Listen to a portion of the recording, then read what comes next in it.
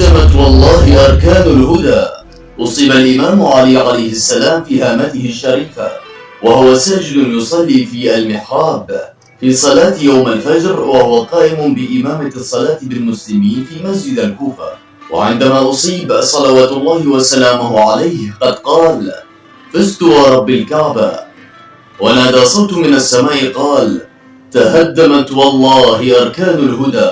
ويروى إنه قد أنشد الأبيات الآتية: أجد خيازيمك للموت فإن الموت لاقيك، ولا تجزع من الموت إذا حل بواديك.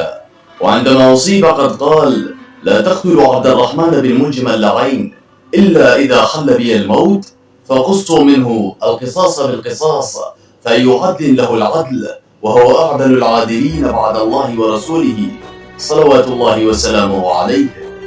وبعد 3 أيام من مصابه العظيم قد استشهد سيدنا الإمام علي عليه السلام، وذلك في 21 من شهر رمضان المبارك. والصلاة والسلام عليك يا سيدنا يا أمير المؤمنين الإمام علي، يوم ولدت ويوم مت ويوم تبعث حيا.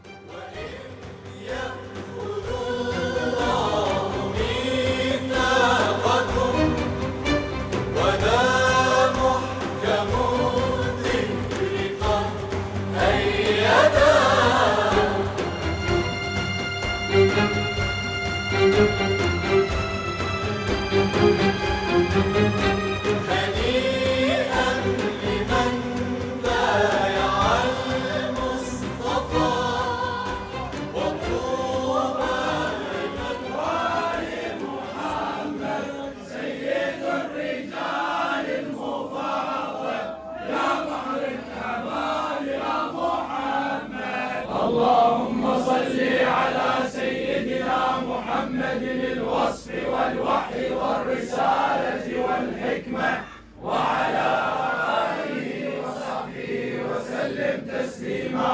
اللهم صل على سيدنا محمد الدر الأنور والياقوت الأبهر، نور الله الأزهر وسر الله الأكبر، بعدد ما في علمك من العدد، بكل طرفة عين من